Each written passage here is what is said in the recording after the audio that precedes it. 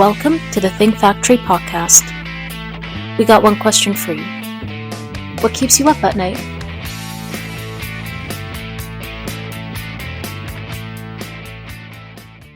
Welcome to the Think Factory's Workplace podcast, powered by OGC Solutions, the podcast where we explore the ever-evolving landscape of workplace dynamics.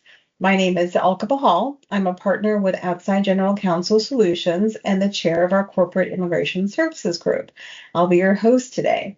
I'm extremely pleased to have with me here today Martin Alejandro, CFO at ULMA Formworks. Welcome to the podcast, Martin.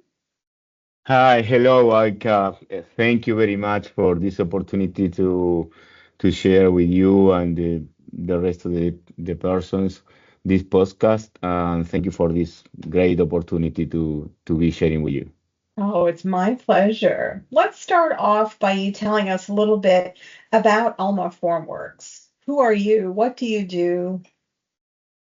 Okay, thank you. Well, ULMA Formworks is part of the ULMA group, that is a Spanish company related to the shoring and forming in the concrete industry. Here we are in the United States since 1998, so more than 25 years that we are here. Actually, I am the CFO of the company in the United States. This is my actual job position. I started this new role in the company in 2016 when I was transferred from ULMA, Brazil, where I worked before 3 years in the São Paulo city. And you were the CFO in Brazil too, right? Yes.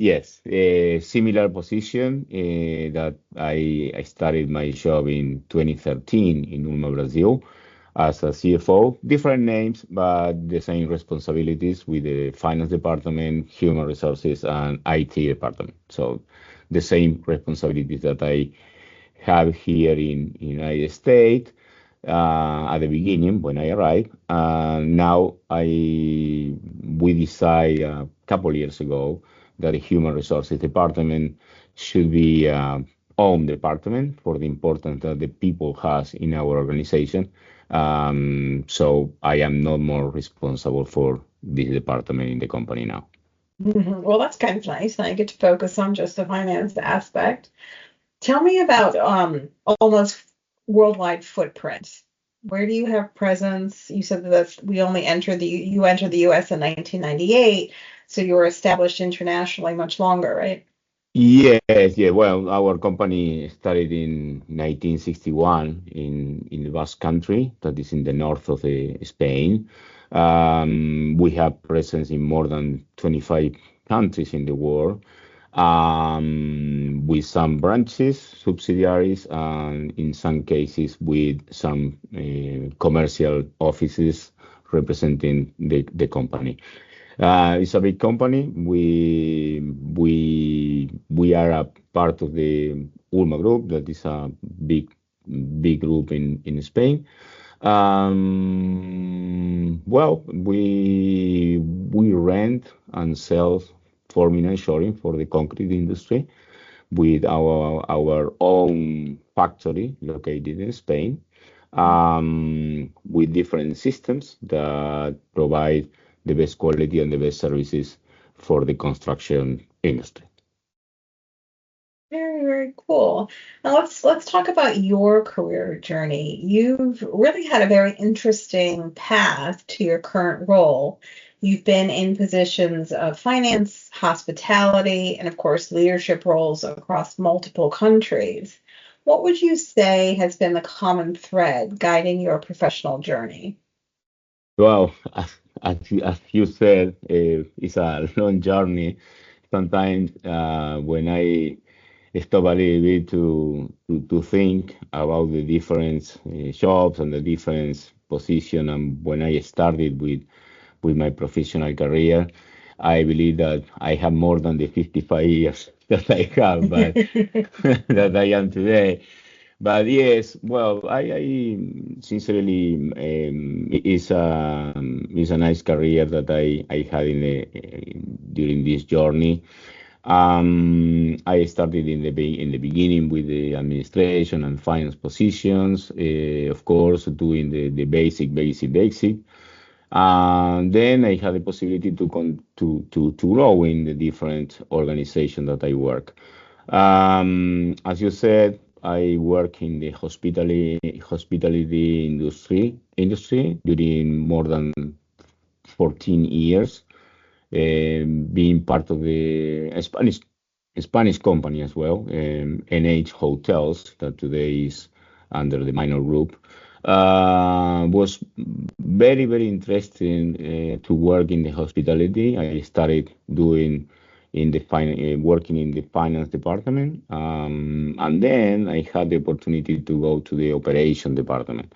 So I was in charge of different hotels, with a managerial position, the general manager of the hotels, and then with some position like a regional manager or regional area manager. Was very interesting to work in the hospitality, in special because, as you know, the finance department is a service department. And the hospitality, I learned so much about the importance to be in front of the customer and to try to resolve the problems in front of the customer.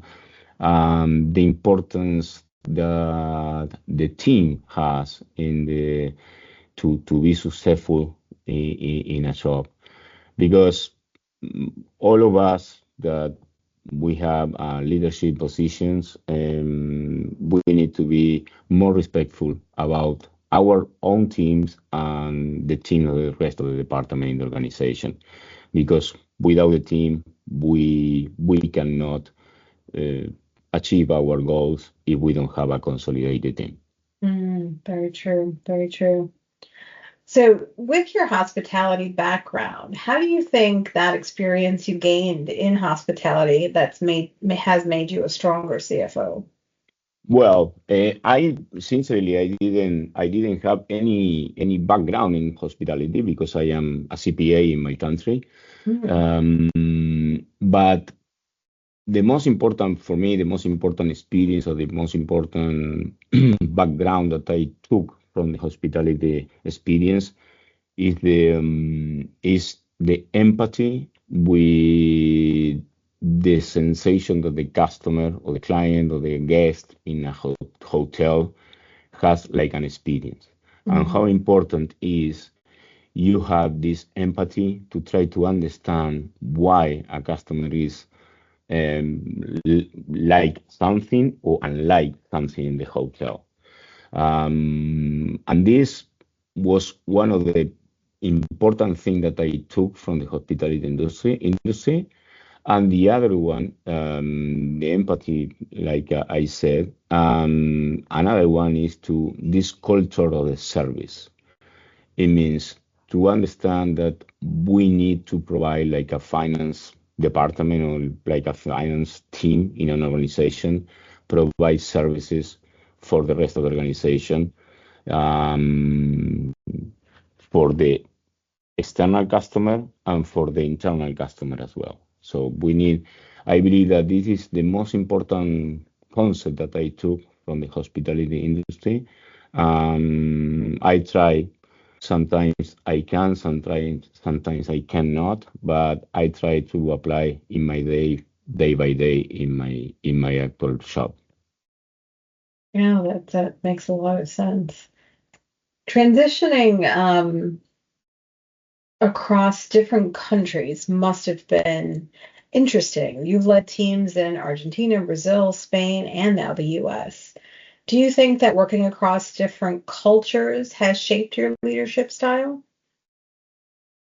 Well, I believe that is this was good to acquire for these different cultures, the different characteristics of the people, the difference, uh, maybe not in the technical skills, but yes, in the soft competence, in the soft competencies of each one of the people that I have the opportunity to work.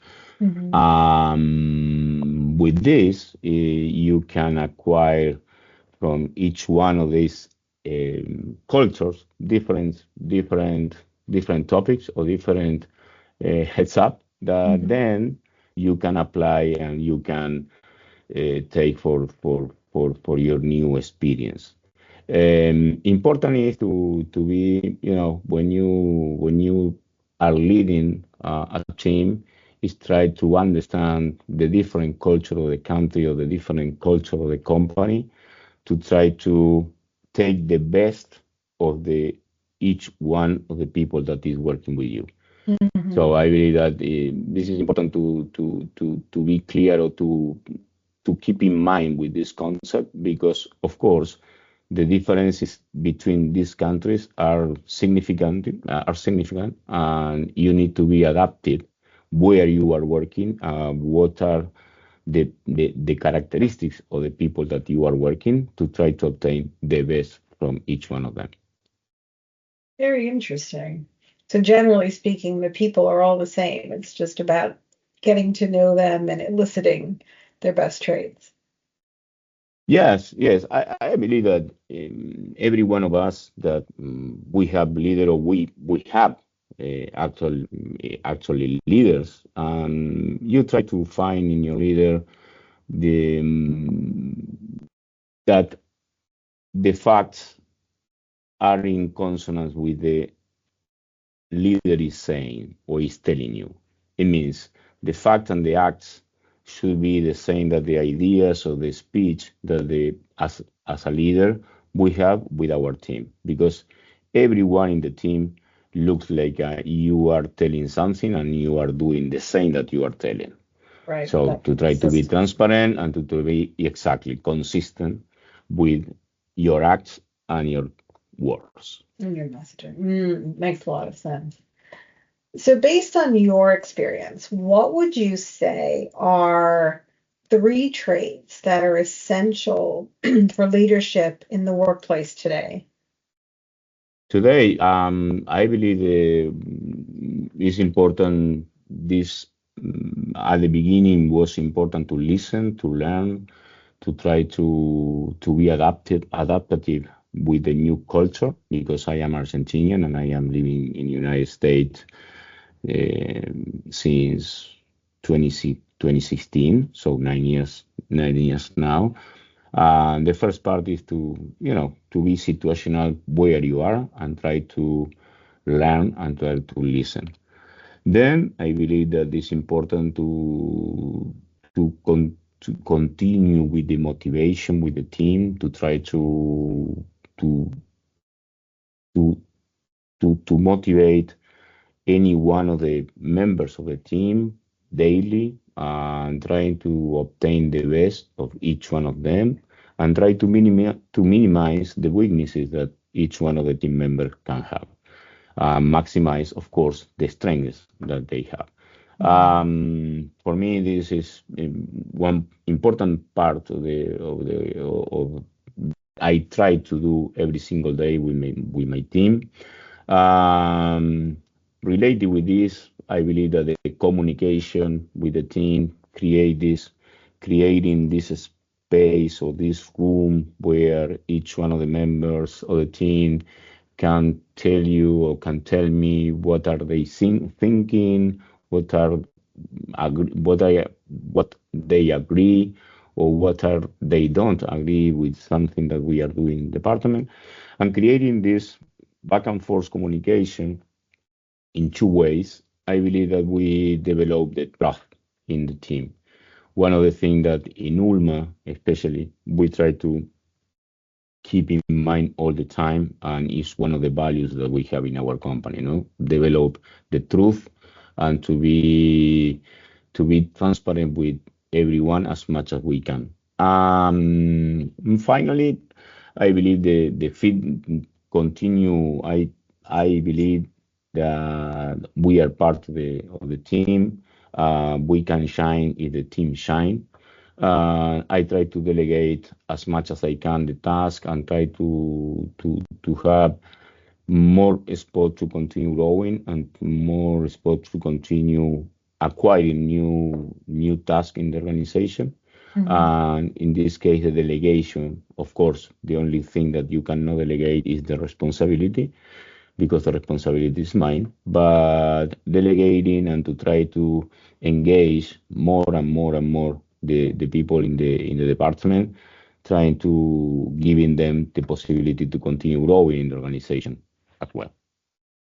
Yeah, that makes a lot of sense. So turning your focus more from the leadership now to the team, what skills do you see are most critical for success in the workplace?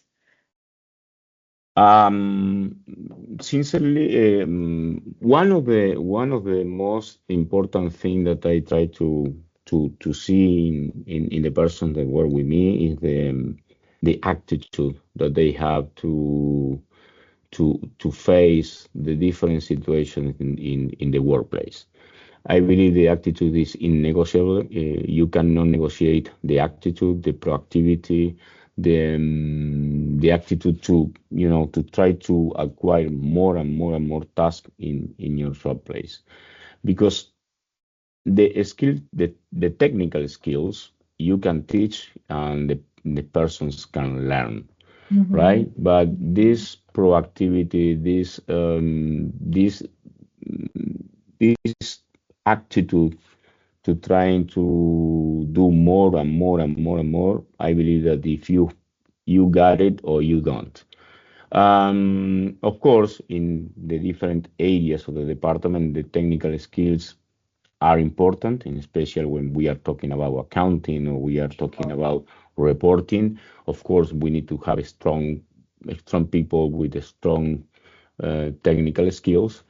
But in another areas where we have more relationship with another part of the organization, as could be account receivables or account payables or IT department, we need to have more attention in the communication, interpersonal relationship, because we are not separated in the organization, or we are not in a isolated team in the organization. We are in communication with all the team, with all the departments, and we need to, or in my opinion, I like to have this clear for the team to have a good communication, a good interpersonal relationship with the rest of the areas or the rest of the departments.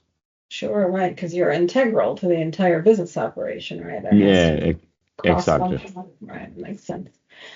So at ULMA, you centralized the finance department, which ultimately drove significant cost savings.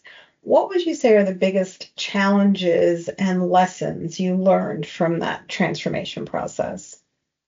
I believe that one of the biggest challenges that I had at the moment that we decided to centralize was, of course, to convince the team the reason why we did that, not just for the cost reduction that was part of the goal that we did, was more than this. I believe that centralizing the finance department, we won, or we earn in communication. We won in to understand better the business in the different regions where we are acting. We had a best or better solution for the different problems that we face in the different region of the country here. Finally, when you have your team, because decentralization was before the pandemic, when you have the team centralizing in one spot or in one space, it's easier to to try to accommodate the different situation, or to try to resolve the different problem in the day by day basis. Of course, the pandemic changed a lot of our mind. Today we have remote people working, we have people working in the office. It was a paradigm change with the pandemic. But also, I am convinced that part of this success that we could did during the pandemic to have remote people working was because we were before a strong team. We built a strong team in the pre-pandemic time. Now I don't need to have the people working with me the entire day in the office outside of my office because I know each one. I know that they are very responsible. I know that how responsible are not with me, with ULMA, right? I have in my team people that work before than me in ULMA, so many years, and the respectful and the loyalty and the commitment with the company is very strong. So now it's easier or was easier to have this hybrid team working in the office or working home. But the reason of the centralization, I believe, was the improve the communication and improve the reaction for the different situation to learn better the business and to provide better solution for the rest of the organization. Yeah, makes a lot of sense, sir. Digital transformation seems to be a reoccurring theme in your work. How do you balance implementing technology while keeping people at the center of the operations? Well, it's something that is today in all the people has in mind the digitalization, the AI. Everyone is talking about this, right?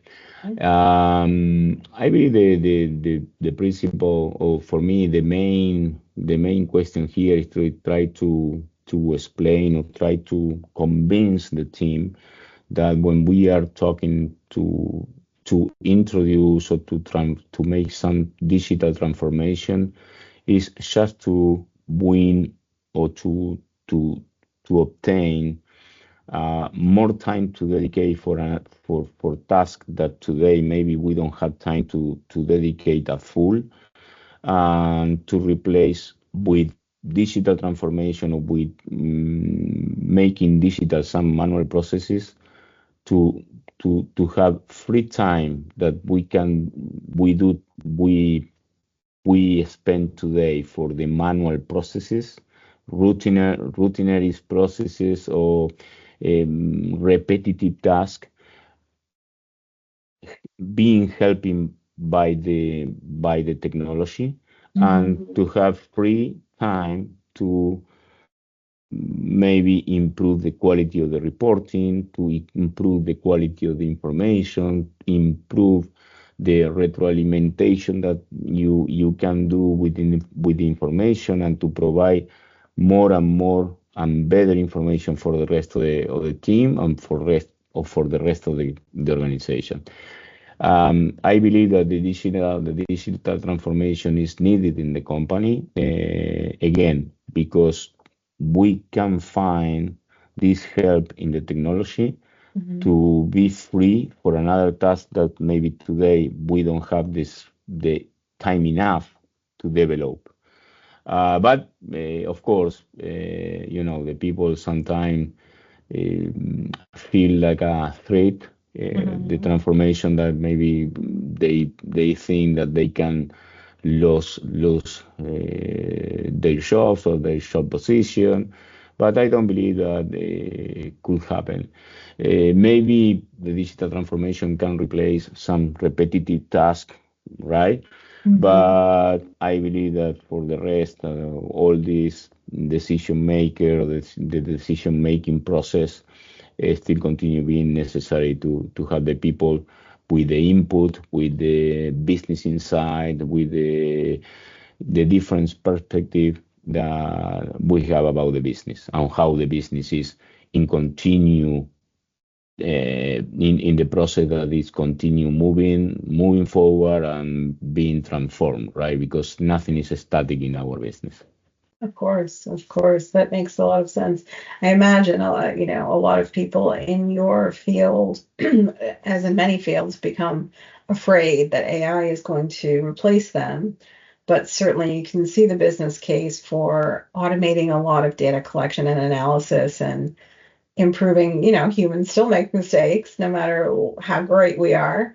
To automating some of those tasks, then theoretically can free up some staff to do more of the complex tasks that AI can't do.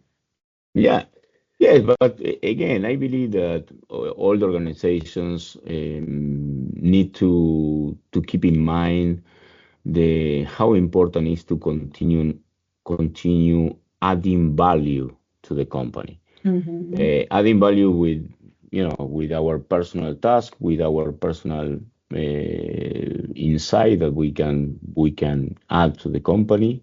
To do that, you need time to think. You need time to make this input in or insight to the company, Mm-hmm. because adding value is the only way that we have to continue growing as a company and growing as a person and as a professional in the company, right? Right. Because sometimes we listen about we are in the same position, we cannot continue growing, but if I want to grow in the company, I need to continue making something for the company, continue growing as well. So, and Right. we can develop it together, right? So, and I believe that the digital transformation can be a good point to add this time necessary for more important tasks or for more important processes, adding value to the company. Mm-hmm. And in that same vein, you've always, led people-centric teams, right? Your focus has always been about talent development. What's your philosophy then for building a team that grows with the organization? Well, I believe that the focus in the team should be something that, as a leader, we need to keep in mind all the time. Because again, without a team, I cannot be a good leader if I don't have a team behind me and supporting me. I am not anyone without my team. So the focus is to try, as I said in the beginning, to try to give the importance for each one of the members of the team that they have, supporting with good communication, trying to, to to to teaching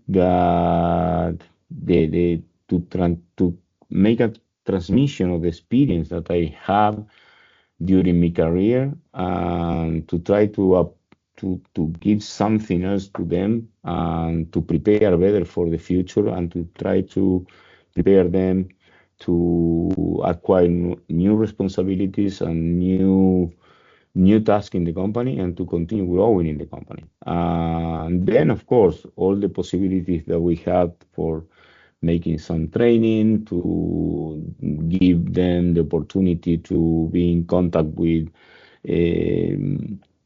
with